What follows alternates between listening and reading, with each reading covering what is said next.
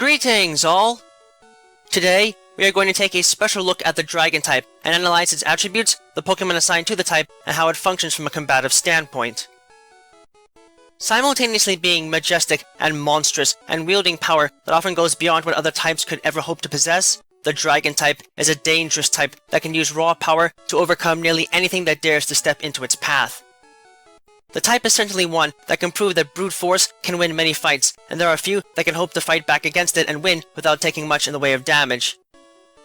It might take a while to get the best Pokémon this type has to offer, but the sheer raw power and devastating might that often comes with it can more than make the wait worthwhile, and serves to make the Dragon type one worth fearing when any normal Pokémon is forced to battle against it.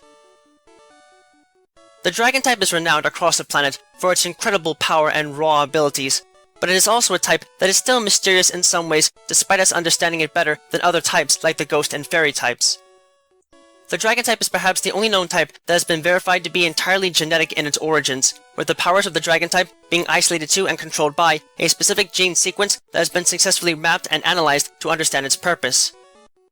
These creatures are believed to have originated from reptiles initially, but branched off in the distant past, being defined biologically as having a semi-warm-blooded nature in most cases, as they possess a limited thermoregulatory system that can enable them to survive in colder environments, though it does not eliminate an extreme weakness to the cold in the process.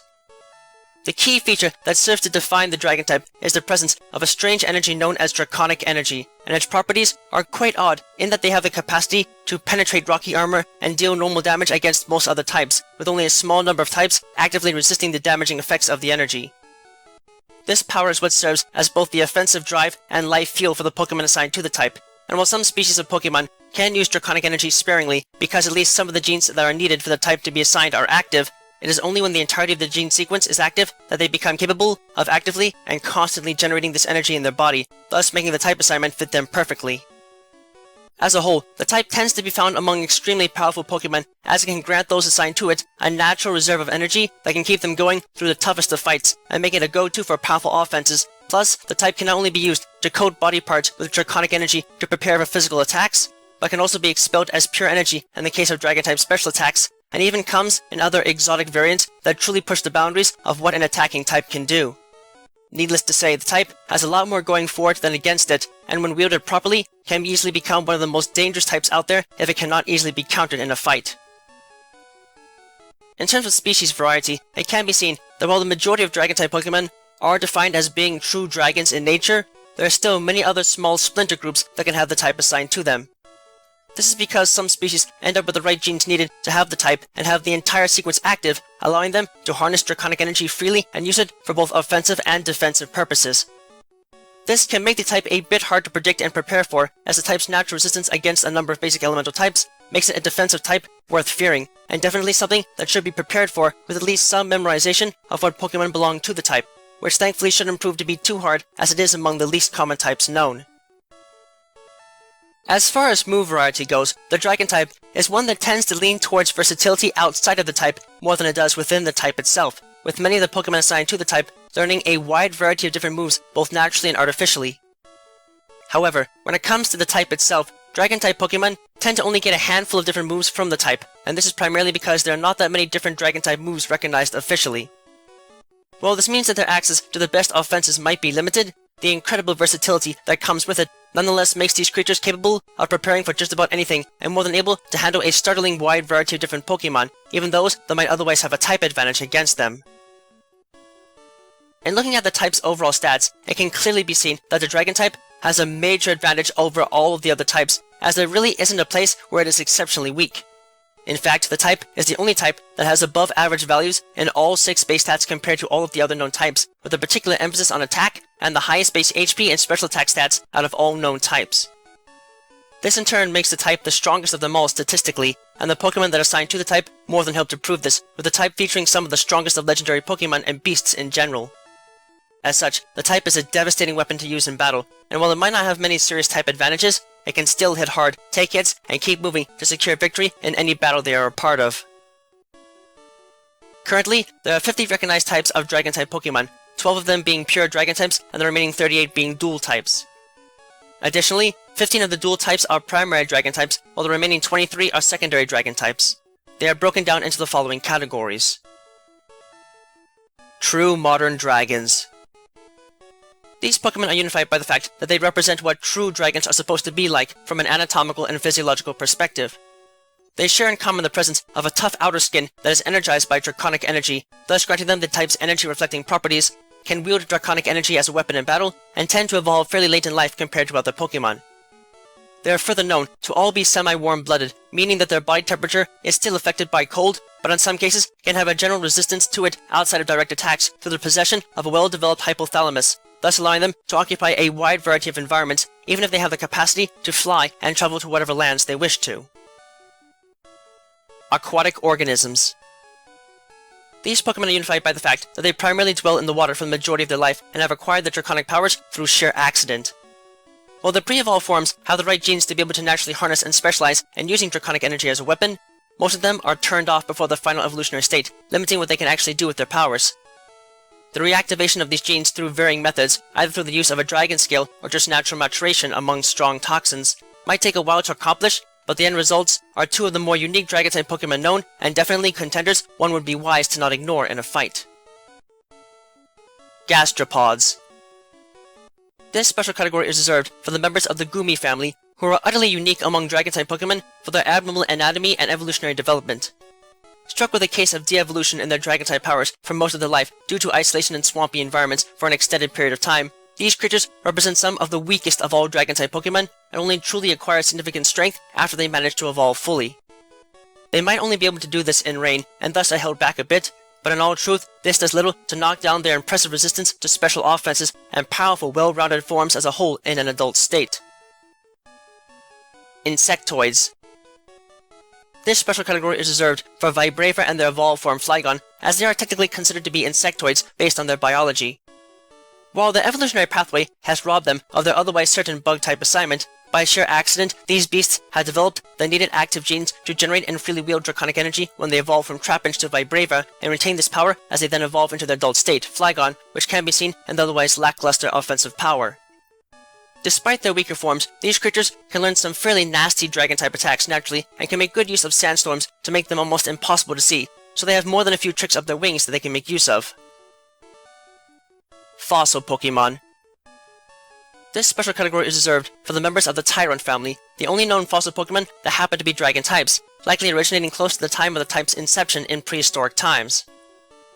It is unknown whether or not it is proper to refer to these creatures as being among the very first of the dragon type outside of legendary Pokemon, but it can at least be said that these brutes are among the most dangerous of fighters to have to face, and can more than make themselves a severe threat in battle if angered.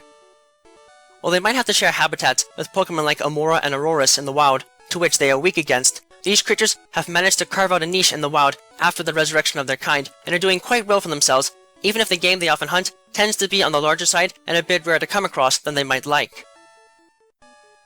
Bats. This special category is reserved for the members of the Noibat family, the only known true mammalian dragon-type Pokemon to exist. These creatures seem to have only recently acquired the needed genetic traits to be classified as dragon-type Pokemon, and for them, it is more or less a secondary attribute to the wider variety of moves despite it being their primary type. They might not be able to use their dragon-type nature all that well for the most part in battle, but these creatures more than make up for it with their blistering agility and the capacity to naturally learn the devastating Boom Burst attack, a rare move that can more than give them a powerful tool of general destruction that only armored and ghost-type Pokemon can resist or negate completely. Birds. This special category is reserved for Altaria, as while they are considered to be dragon types, they are not true dragons but instead are birds biologically. This is due to the fact that evolution causes a change in the genetics of these creatures that causes them to possess and have active the genes needed to generate and harness draconic energy as a weapon freely, and thus is reflective of their overall type assignment. These birds can utilize some dragon-type moves like Dragon Breath and Dragon Pulse fairly well, but they are more defensive than anything else, and thus tend to be better suited for tasks outside of direct conflict, especially considering their generally kind and pleasant dispositions. Ancient Dragon. This special category is reserved for Druddigon, who differ from true dragons immensely as a result of their more archaic biology, with an anatomy that is distinctly more reptilian than that seen in other dragon types, and thus closer in form to dragons before they developed into the creatures we typically see today. These creatures are completely cold-blooded and need to absorb sunlight through their wings in order to keep their body temperatures up. But unlike some other dragon-type Pokemon, Though still weak to the ice type, these creatures are able to enter a state of suspended animation in the winter months where their bodies entirely petrify so as to avoid having their internal organs shut down in the presence of extreme cold. This has often led them to have to share habitats with Pokémon that otherwise might have a severe type advantage against them, but the rugged forms of these brutes make them difficult to take down with ease, and thus more than worth fearing if they manage to back you or your Pokémon into a corner, which is made even worse by their generally vicious dispositions. Reptile.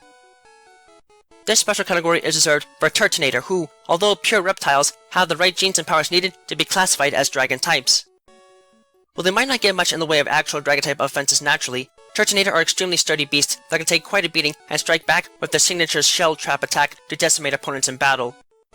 It is unknown how far into the past these creatures diverged from their other draconic brethren, but it is possible their weaker dragon type abilities are the result of either loss over time from not needing them, or perhaps just weren't very strong to begin with. The truth is still a mystery. Plant.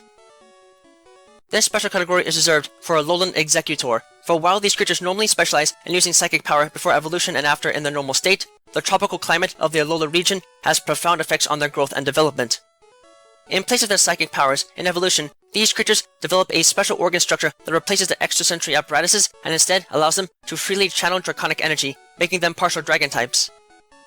The exact reasoning for this transformation is still unclear, but it does give them access to the rare Dragon Hammer attack, and thus gifts them with at least some form of natural offense that matches up with their newly acquired powers. Mega Evolution. This special category is reserved for Pokémon that are not normally dragon types, but when they undergo the process of Mega Evolution, they manage to acquire the traits needed to define them as such. These creatures all have the needed genes to unlock the power to freely wield draconic energy in battle, but the genes are usually turned off and thus limit how far they can actually go with their dragon-type offenses. The sudden surge of energy from Mega Evolution is enough to activate these genes, however, allowing these creatures to reach their full combat potential. This power will wear off once they return to their normal state, but in the meantime, it can help boost their offense and grant them some powerful elemental resistances that can make them a lot harder to take down than they normally would be. Legendary Dragons of Space, Time, and Exotic Matter.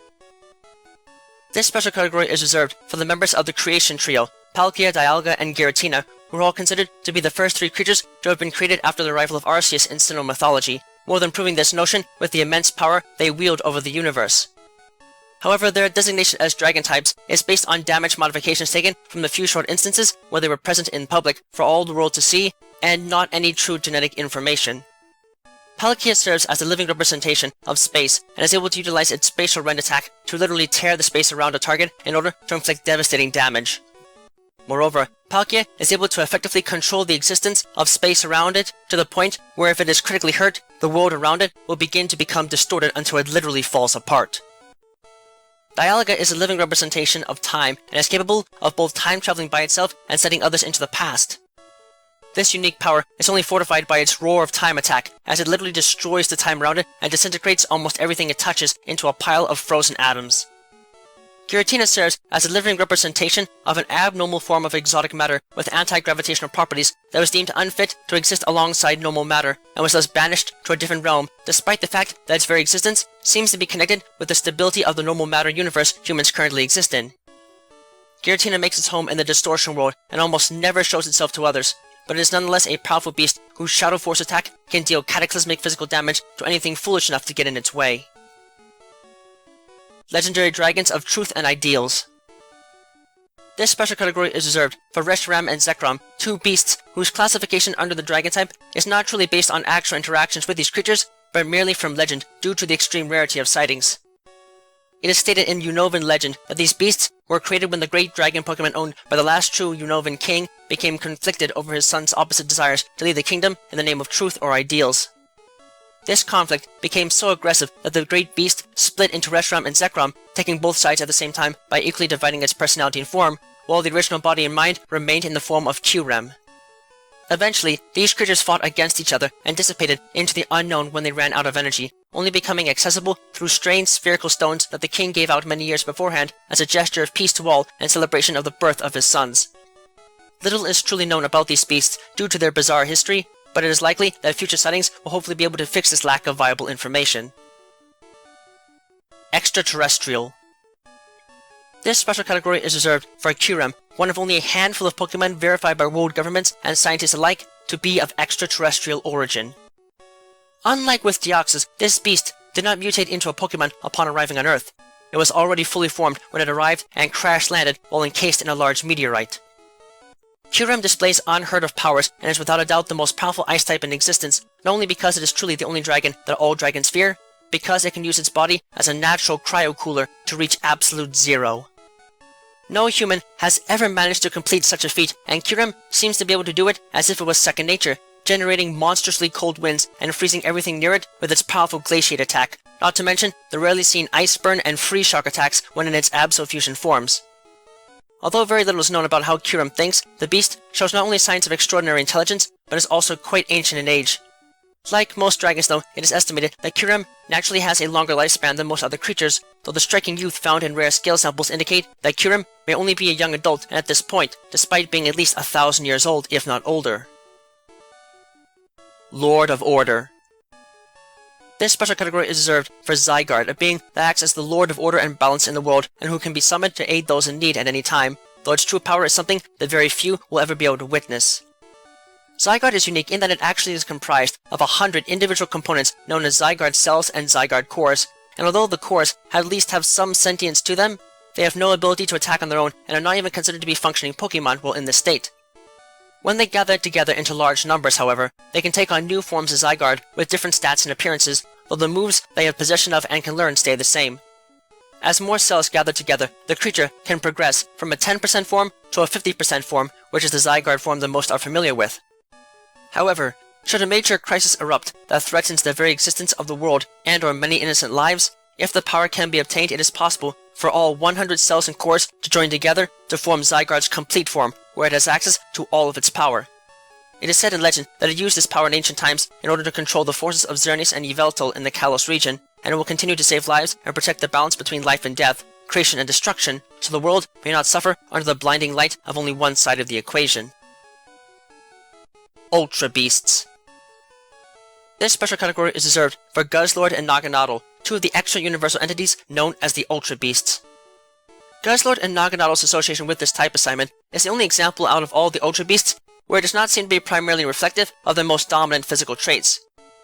What can be said is that the creatures seem to be a strong source of draconic energy, and while it might not be oozing out of every part of their bodies actively, their ability to channel the energy type freely testifies to the capabilities to wield the type effectively in battle. In the case of Guzzlord, it does not do much for them defensively speaking, but it does allow them to make great use of the Dragon Tail and Dragon Rush attacks available to them as a result of their unique special powers and massive sturdy bodies. In the case of Naganadel, it is equally useful as it allows them to make the most of their powerful Dragon Pulse attack, which is also the primary reason behind the mutation that allows them to evolve from Poipole in the first place. Ultra Deity of Light. This special category is reserved for Necrozma, while it is Ultra Necrozma, for while Necrozma is primarily identified as a Psychic-type entity in its base and fused forms, it is only in its original complete form that it becomes apparent that it is truly supposed to be a Dragon-type creature as well, able to combine Draconic energy with its reservoir of Psychic energy to produce a dazzling light that can grant energy and life to all that are exposed to it. While it lacks the solid defenses possessed by its Duskmane and Dawn Wings forms, Ultra Necrozma is incredibly fast and offensively powerful beyond the reaches of most other Pokemon, and its visage is more than enough to scare anything and anyone that dares to gaze upon it into submission. Armed with the light that burns the sky, it lords over all those that come from Ultra Space and serves as one of the most powerful Pokemon ever discovered, potentially not even rivaled by the might of Arceus. While it is incredibly rare to see Necrozma obtain this form in its normally broken state, for the brief moments when it does, there is little that is capable of easily besting it, and it ultimately serves as the most powerful deity-class legendary known to exist outside the confines of our universe, constantly shining its light across the vast expanse that we call the Ultra Space. In looking at the Dragon-type's advantages and disadvantages in battle, in terms of offense, the Dragon-type has one advantage, one disadvantage, and one negative immunity. The type is at an advantage against the Dragon-type because, as odd as it may sound, Pokemon that naturally produce draconic energy in their bodies are actually capable of suffering from an overcharge of energy and thus can be overloaded if they are infused with too much of the energy in a small enough space.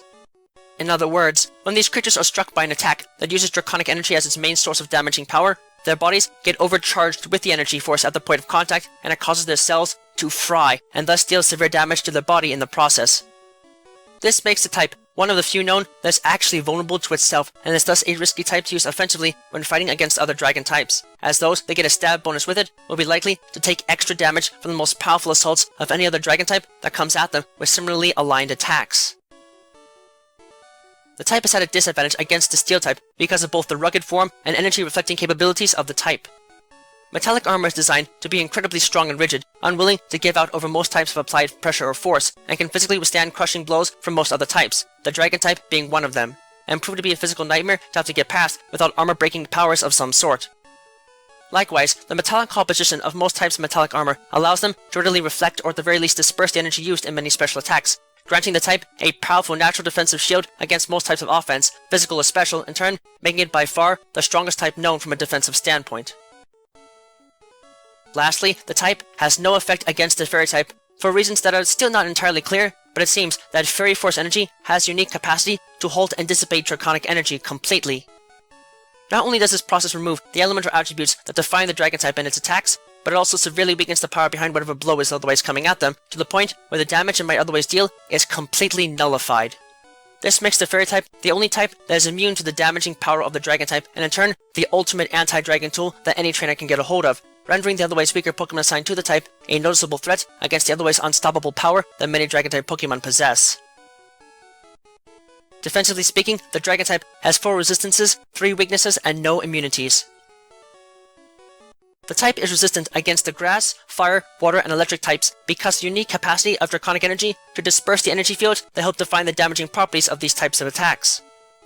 This is perhaps the most mysterious aspect of the Dragon-type and is still being studied intently, but those that are in possession of this type naturally have a shield of energy that flows around and through them that can disperse the elemental energies used in plant-based attacks, those that utilize water as a weapon, high-temperature strikes, and electrical discharges, making the type hard to damage with these basic elements at one's disposal. This can put trainers that just rely on special creatures like starter Pokemon in a bit of a bind, and helps to make the Dragon type one of the more difficult types to handle even with these otherwise normally diverse and powerful types.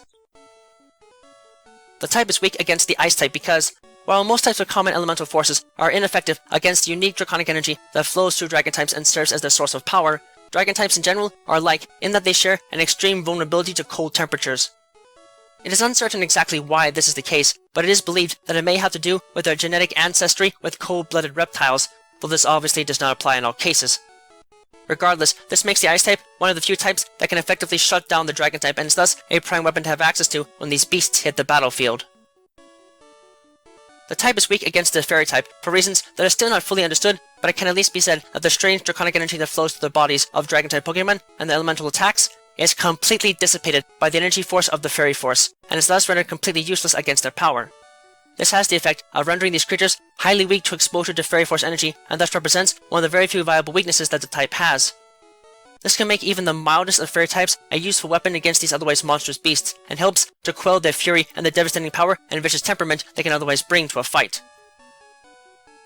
Lastly, as already mentioned, the type is weak against the dragon type, because Pokemon that naturally produce draconic energy in their bodies are actually capable of suffering from an overcharge of the energy, and thus can be overloaded if they are infused with too much of the energy in a small enough space. In other words, when these creatures are struck by an attack that uses draconic energy as its main source of damaging power, their bodies get overcharged with the energy force at the point of contact, and it causes their cells to fry, and thus deal severe damage to their body in the process. This makes the type one of the few known that is actually vulnerable to itself, and is thus a risky type to use offensively when fighting against other dragon types, as those that get a stab bonus with it will likely take extra damage from the most powerful assaults of any other dragon type that comes at them with similarly aligned attacks. As far as using the dragon type in battle goes, while the type has some disadvantages to it that can make it a bit hard to work with early on, it is definitely a type that can pay off in the long run and prove to be a dominant force in most conflicts. On the downside, even getting a hold of a dragon-type Pokemon can prove to be a chore, as they tend to be quite rare and generally dwell in environments that are not always fit for human survival, making them very hard to track down. Even if one can get access to them, when it comes to entire families that are assigned to the type, dragon-type Pokemon tend to mature at a slower rate compared to other Pokemon, and can in turn prove to be an uphill battle when it comes to bringing out the best offenses they can bear. The type is also hard to use offensively, as while there are very few types that can resist damage from the type, only the dragon type itself is weak to damage from dragon type attacks, so its viability is a bit limited from a strategic standpoint.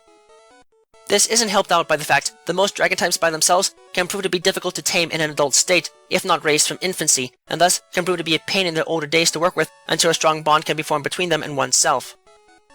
However, even with these issues, the Dragon-type is one that is likely to stick around for a while, as Dragon-type Pokemon tend to have very long lifespans and can prove to be a hassle to deal with, as many of the strongest of Pokemon are assigned to the type. The type has good resistance against some of the most common of elemental types, especially those assigned to starter Pokemon, and thus can act as a useful wall against some of the stronger beasts assigned to more primary elements. The natural move variety possessed by these creatures, as well as that from artificial methods of learning, makes the type perhaps the most versatile of them all next to the normal type, and not a threat worth ignoring even with a type advantage. Lastly, while the Pokemon assigned to the type have been known to be a bit ornery in some cases, they are rarely ever aggressive with others in the wild, and thus can be safe to approach when they are not hungry, and thus fairly easy to raise from that perspective, though they can still be a bit territorial and angered if their territory is violated. The Dragon-type is a devastating force to have to contend with in most battles, and is not something to be trifled with given the species that are a part of it, and while they might be hard to find and difficult to use to their full potential initially, there can be no doubt that against most opponents, these beasts will reign supreme and do their best to show why this is the one type that truly stands above the rest, and rules as a king in general combat that few types can never have a hope of trouncing without giving it their all to try and dethrone these legendary creatures at their best.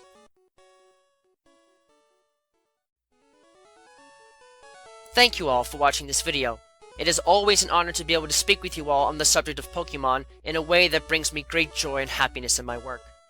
If you would like to keep tabs on past and future work, click that subscribe button, check out my work on DeviantArt, and don't be shy about following me on Twitter, where you can find pertinent announcements on upcoming work before it is officially posted. Links to both can be found in the video description. If you would like to support my work and help Miguel and I continue to produce more content for you and improve upon our presentation, please visit us at my Patreon page, which you can also find a link to in the video description. Yeah, no. With that, I thank you for watching and I wish you well.